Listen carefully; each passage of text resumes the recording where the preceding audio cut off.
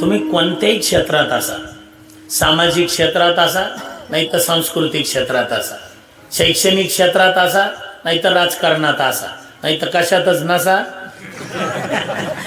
तुमच्या 10 bye 10च्या room मध्ये असा, पण तुम्ही जिथं असाल तिथं जर तुम्हाला टिकायचं असेल तर वाकायला शिका.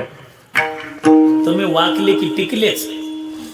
आमच्या पंढरपूरला आमचा कैकाडी मठा शेजारीच मठ आहे. 2-4 वर्षातून एकदा पूर येतो चंद्रभागेला.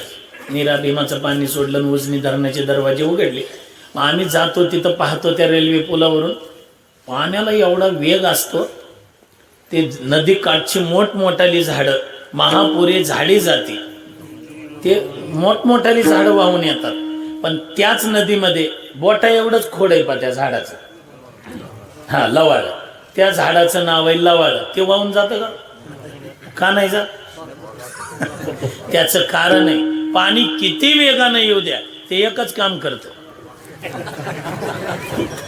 लवाळ वागतं म्हणून भरपूर पूर पाहतं. पण ही जुनी खोड झाडाची म्हणतोय, 2 हातात बसणार नाही एवढं जुनं खोड. पण ते म्हणतात हम किसी के सामने झुकते नहीं. ए पाणी म्हणतं किसी के सामने झुकते नहीं, चलो बिगर तिकीट गंगा सागर. बिगर तिकीट महापुरे झाडे जाते.